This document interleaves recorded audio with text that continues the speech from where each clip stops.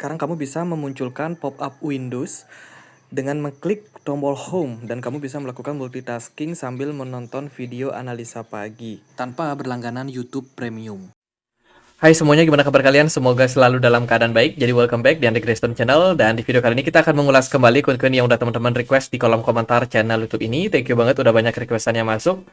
Dogecoin, PP, dan juga Alpaca adalah koin yang paling banyak teman-teman request ya. Jadi thank you banget yang udah nulis koin-koin apa yang harus kita bahas di kolom komentar channel YouTube ini. Di semua video aku pasti akan baca komen-komen kalian. Tapi tentu saja kita perlu waktu untuk bikin videonya ya. So sabar aja bagi yang belum dibahas untuk requestan kalian. Sebelumnya aku mau informasikan dulu ya, OVO ada kerjasama dengan toko kripto. Jadi barang siapa yang melakukan transaksi atau deposit minimum 1 juta rupiah menggunakan OVO Cash berpeluang mendapatkan cashback 3% hingga Rp50.000 ya, atau senilai Rp50.000 berupa OVO Point. Jadi hadiahnya nanti akan dikirimkan maksimal 3 kali 24 jam. Campaign ini akan berlaku sampai dengan tanggal 31 Mei 2025. Jadi buat teman-teman yang pengen ikutan, langsung aja ikutan. Daftar dulu toko kripto ya lewat link yang ada di kolom deskripsi video ini. Informasi campaign-nya aku juga sediakan di kolom deskripsi.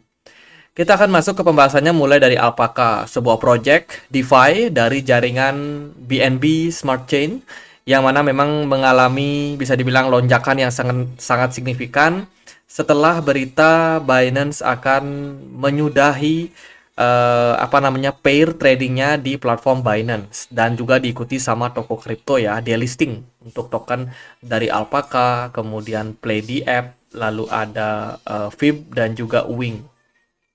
Nah, Alpaca ini di delisting tanggal 2 Mei 2025 dan pengumumannya itu sudah disampaikan sejak tanggal 24 bulan April. Gitu. Jadi bisa dibilang bukan sesuatu yang tiba-tiba, tapi sudah dikasih selang waktu kayak 10 hari gitu, teman-teman. Dan apa respon dari Alpaca? Wah, mereka minta maaf kepada para holder Alpaca. Jadi disampaikan langsung di laman Twitternya. Ini menurut saya sangat respect sekali ya untuk komunitas dari Alpaca sempat-sempatnya memberikan ucapan permintaan maaf gitu karena mereka harus di delisting dari Binance dan sebagai gantinya adalah Alpaca melakukan burning. Ya, jadi secara berkala setelah berita tersebut Alpaca langsung bergerak cepat, mereka melakukan pembakaran sekitar ya antara 1.000 US dollar sampai ya sekitaran segitulah teman-teman. Jadi perharinya atau per minggunya mereka melakukan burning yang konsisten sehingga diposting di Twitter ya secara kontinu dan menyebabkan bisa dibilang market sangat-sangat respect ya dengan burning yang mereka lakukan. Sehingga berdampak langsung terhadap harganya. Nanti kita akan lihat langsung dari BNB Scans seperti apa untuk proses dari burning yang dilakukan. Apakah sebesar itu atau seperti apa. Nah, kemudian juga ada fitur terbaru ya, di mana mereka menyadari bahwa rendahnya liquidity pada pool yang dimiliki oleh Alpaca di jaringan DeFi mereka itu akan menyebabkan mereka menghentikan semua pool farming. Ya, artinya apa? Kalau mereka menghentikan pool farming ini, otomatis jumlah token Alpaca yang kedepannya beredar itu akan semakin sedikit. Ekspektasinya adalah tentu saja kelangkaan terhadap tokennya. Jadi udah burning, mereka stop juga jalur atau jalan keluar untuk tokennya bisa banjir di market. Karena kalau kita lihat dari Alpaca sendiri, mereka punya supply maksimum sekitar 188 juta token, sementara yang beredar sudah sekitar 150 juta. Jadi yang beredar sudah 80% dan sisanya 20% ini kayak ditahan gitu, biar tokennya itu nggak langsung ke market. Gitu. Impact-nya apa? Impact-nya adalah semakin sedikitnya jumlah token alpha yang dicetak mestinya akan menjadi sentimen yang bagus. Kalau kita lihat juga small unlock sudah ditiadakan setelah pengumuman terbaru tersebut. Nah, perihal burning kita sudah cek langsung ya di BNB Scan. Di sini kita bisa lihat total koin yang masuk ke dead wallet atau wallet yang nggak akan pernah bisa diakses lagi, itu sudah konsisten di burning sejak 2021 bulan Mei kemarin. Jadi sebenarnya burning yang dilakukan oleh Alpaka ini bukan kali pertama dan bukan hal yang baru. Mereka secara konsisten terus melakukan burning pada tokennya. Gitu. Artinya apa?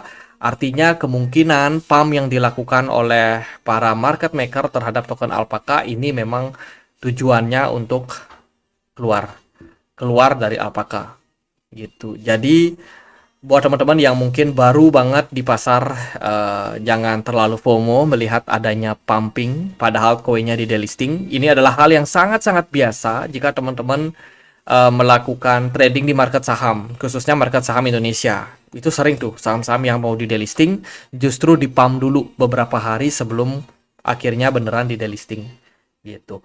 Nah, kalau kita lihat dari komposisi wallet ya, yang paling banyak pegang Alpaka itu ada di Binance. Artinya, meskipun koin ini sudah di delisting dari exchange Binance, namun Alpaka ini masih di hold oleh banyak wallet yang ada di Binance.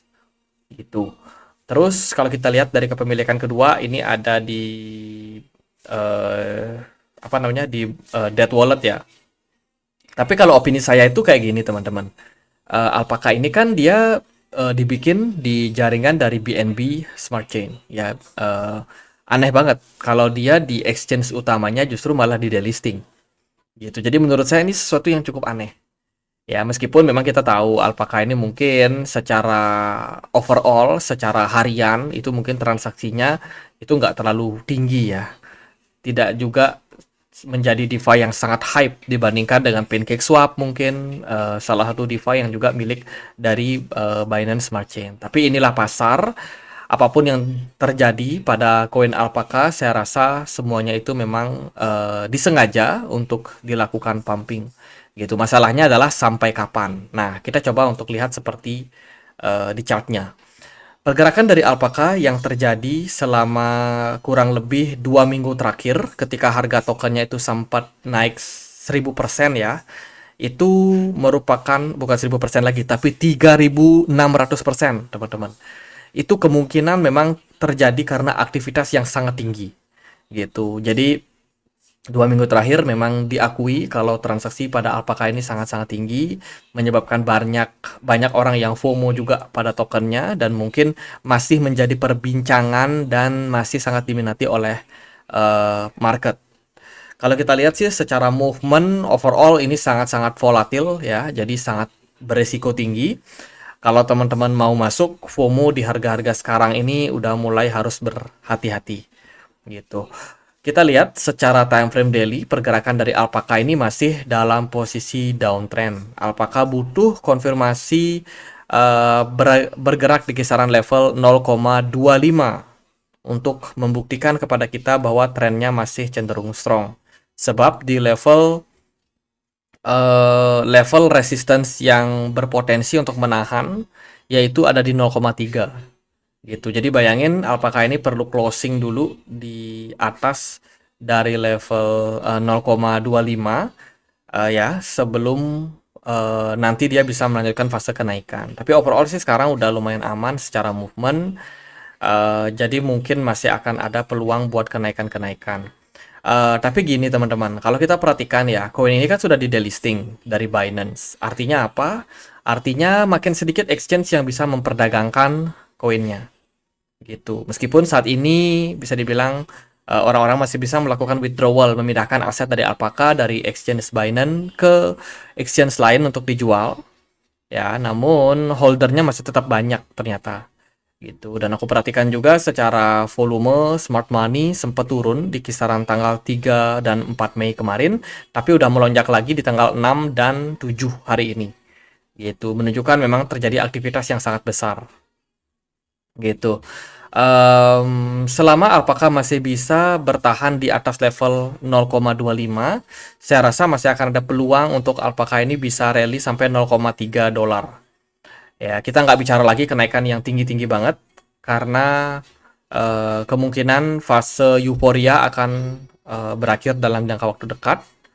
gitu. Yang paling pasti adalah kalau Alpaka konsisten burning tokennya, bikin koinnya semakin berkurang peredarannya, itu bisa menjadi trigger yang baik gitu. Holder mereka masih sangat-sangat setia pada koinnya. Jadi kalau kita lihat dari support ekosistem 40% ini di hold, saya rasa ini modal yang sangat bagus sih untuk Alpaka masih tetap bisa naik, teman-teman. Dilihat dari aspek jumlah wallet ya. Tapi kalau dari technical, jujur aja aku agak ngeri melihat pergerakannya gitu. Paling kalau teman-teman yang udah cuan, aku ucapin congratulations ya. Dan yang pengen atau berencana untuk masuk, bagaimana hati-hati untuk masuk, jangan pakai modal tinggi lagi gitu. Karena yaitu volatilitas.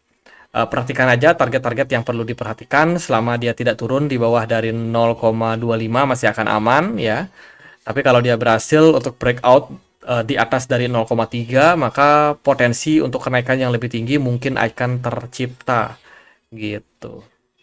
Ya 0,67, 0,09 akan berpeluang menjadi next resistance. Dari saya sih gitu aja buat Alpaka. Against, hati-hati, Binance adalah exchange yang liquidity-nya tinggi. Ya, jadi kalau sebuah koin sudah delisting dari Binance, otomatis jumlah orang-orang yang trade itu kemungkinan akan sedikit. Ya, kalau sedikit, ya long term-nya ini yang bermasalah. Kalau jangka pendek sih semua fine-fine aja, teman-teman. Tapi long term-nya ini yang harus teman-teman perhatikan. Itu sih buat Alpaka.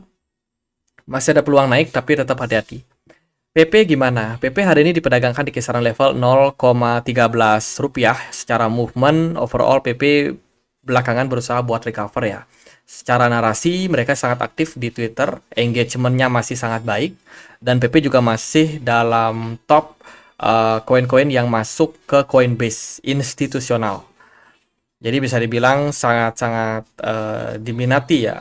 PP, Compound, Aptos, Aero bersama dengan WIF juga. Ini baru aja masuk daftar dari Coinbase 50 di bulan Februari tanggal 28 kemarin. Secara berita sih nggak banyak dari PP, ekosistem mereka masih sangat kuat. Dilihat dari bagian holder, PP ini lumayan banyak ya di hold oleh pemain dari Binance. Jadi artinya koinnya di market spot ini di hold oleh Binance Hot Wallet dengan jumlah sampai 16,23%. Terus juga ada kepemilikan nomor 2 yaitu dari exchange Robinhood ya, punya kepemilikan sampai 3,9%. Dan ini menurut saya lumayan meningkat dari waktu ke waktu. Nah, ini terjadi peningkatan dari Robinhood gitu. Terus dari beberapa wallet yang lain sih masih dengan jumlah kepemilikan yang terbilang kecil. PP belakangan nggak ada burning token sih, teman-teman. Terakhir kali mereka burning tokennya itu di kisaran ini ya, 2023. Jadi belum ada aktivitas burning, belum ada pengurangan token. Kalau unlock token, mereka udah nggak ada karena token ini sudah mencapai maksimum supply. Kita akan langsung bahas dari harga. Overall PP secara time frame daily mereka ada movement yang bagus ketika dia berhasil create satu potensial double top ya, double bottom di kisaran tanggal 15 Maret sampai dengan 11 April. Jadi pergerakan yang lumayan menarik. Secara movement jangka pendek ini kemungkinan mengarah ke fase kenaikan terbatas untuk PP. Jadi kalau kita perhatikan, ya ini trennya masih lumayan oke. Saat ini dia mantul dari level 0,05 kali 761 dan mungkin punya peluang naik ke 0,05 kali 983. Smart money-nya kosong, terus dari volume perdagangan juga cenderung masih kecil. Apakah PP masih bisa ngepam? Menurut saya sih untuk sekarang ini market maker masih fokus di beberapa koin saja. Kemarin ada Sui yang naik, Alpaka naik, dan juga beberapa koin-koin berbasiskan AI agent kayak virtual juga nggak ketinggalan buat naik gitu. Tapi untuk PP dan meme token yang lain ini masih lesu, teman-teman.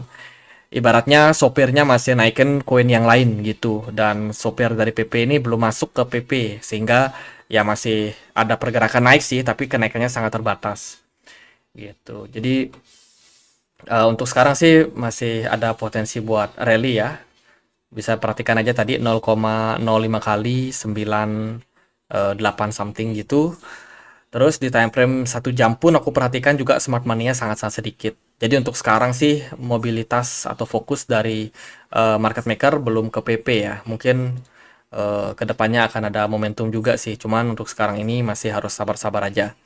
So far PP masih bertahan di kisaran area support kuat ya di 0,05 kali 758. Jadi in the long run, in the long term ini masih sangat-sangat kuat gitu buat PP. Jadi sementara ini masih masih aman-aman aja.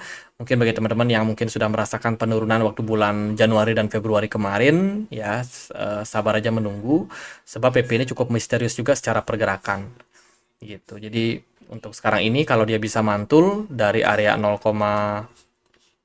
berapa harganya 0,05 kali 81, harapannya sih bisa naik sampai ke depannya di 0,04 kali 12. Tapi ini kayak kayak jangka panjang lah pergerakannya kayak gini, teman-teman. Jadi kalau untuk jangka pendek sih ini memang masih belum momentumnya buat PP. Itu next kita akan bahas Dogecoin ya. Doge hari ini diperdagangkan di kisaran level Rp2.864. Secara movement hari ini naik 3% dengan volume transaksi yang meningkat 17%. Ada peningkatan yang lumayan. Doge ini ada semacam kontribusi dari komunitasnya. Jadi bernama Doge OS, di mana ini adalah aplikasi development yang memang digadang bisa menjadi salah satu inovasi untuk Doge bisa didevelop dengan baik, terutama untuk penguatan gaming di artificial intelligence sampai penguatan dari komunitas Dogecoin itu sendiri atau ekosistem dari Dogecoin. Maksudnya gimana nih? Jadi ada penggalangan dana ya senilai 6,9 juta US dollar yang dipimpin oleh Polychain Capital. Jadi dia kayak galang dana gitu, siapa yang pengen buat invest bisa sama-sama invest. Kedepannya nanti akan di-develop si Doge ini. Ya, pengembangannya belum tahu sih spesifiknya kemana, tapi ada rumor mengatakan mereka akan create gaming dengan artificial intelligence, kemudian juga bisa create platform DeFi, ya, atau mungkin booster untuk ekosistem. Mungkin ada kayak program-program, ada kegiatan buat komunitas. Sehingga diharapkan bisa meningkatkan popularitas dari Dogecoin dan bisa meningkatkan harganya. Gitu. Sudah sejak lama Doge nggak di-develop. Terus juga dari berita di tanggal 29 April 2025, Nasdaq dari 21 Share ya, itu berencana meluncurkan Dogecoin ETF yang nantinya akan di listing di Nasdaq. Ini sih sekarang baru didaftarkan dan sedang menunggu regulatornya memberikan approval. Kalau dari aku sih melihat ini bakalan cukup panjang. Mungkin di kuartal keempat atau kuartal ketiga 2025. Sebab Ketua SEC yang baru, Paul Otkin, itu kayak menunda untuk pembahasan terkait dengan produk ETF karena masih berfokus pada pembuatan regulasi yang jelas untuk kripto dan juga aset digital. Gitu. Dogecoin ini unlimited supply ya. Sekarang supply yang beredar adalah sekitar 149 miliar token Dogecoin atau Dogecoin. Kalau kita melihat secara harga, movement dari pergerakan Dogecoin ini juga kurang lebih masih lesu ya, teman-teman. Meskipun ada peningkatan volume, tapi secara movement kenaikan itu masih sangat terbilang kecil. Smart money juga kecil, volume transaksi dilihat dari daily time frame masih dalam rata-rata saja. Kalau kita melihat dari pergerakan jangka pendek sih, Dogecoin ini masih aman. Dia berada di atas level 0,16 dolar ya. Sejauh ini masih oke. Meskipun ada peluang untuk Dogecoin ini naik sampai 0,21, namun peluang tersebut nampaknya akan ketunda juga gitu. Ya, jadi kalau kita perhatikan dari smart money-nya itu paling banyak masuk di kisaran 25 Maret. Ya, tapi sekarang udah nggak terlalu lagi. Paling kalau Dogecoin mampu mempertahankan area di atas 0,16 itu akan menjadi momentum yang baik buat Dogecoin. Ya itu sih memang agak melempem ya sementara ini untuk meme coin belum terlalu dilirik sama pasar dan secara pergerakan juga Ini merupakan level-level yang cukup menarik buat teman-teman perhatiin. Kalau dari saya sih, apakah Dogecoin layak untuk diakumulasi? Kalau kita melihat dari trendline yang terbentuk sejak 2023 bulan Oktober kemarin, trendline tersebut belum ditembus. Yang berarti adalah Dogecoin ini masih kemungkinan berada dalam jalur uptrend dengan potensi area supportnya di kisaran 0,15. Artinya kalau dia berada masuk ke level 0,15, itu udah level yang sangat-sangat ideal buat entry kalau teman-teman memang berminat. Dengan risiko kalau dia jebol dari level tersebut, ya berarti nggak jadi rally gitu. Jadi ada resikonya tetap. Itu sih secara movement. Nggak terlalu banyak komen sih kalau saya ya karena memang masih cenderung lesu aja untuk pergerakannya. Paling gitu. By the way, kesimpulannya gimana? Nah, kesimpulannya agak beda. Kalau teman-teman ada yang berencana buat nyari altcoin hari ini, itu akan ada keputusan dari Fed ya terkait dengan suku bunga gitu pada tanggal 8 Mei 2025. Nah, karena ada keputusan tersebut, otomatis kita harus memperhatikan yang namanya kemana arahan dari Fed. Kalau The Fed di bulan Juni akan pangkas suku bunga, maka itu akan menjadi poin yang bagus.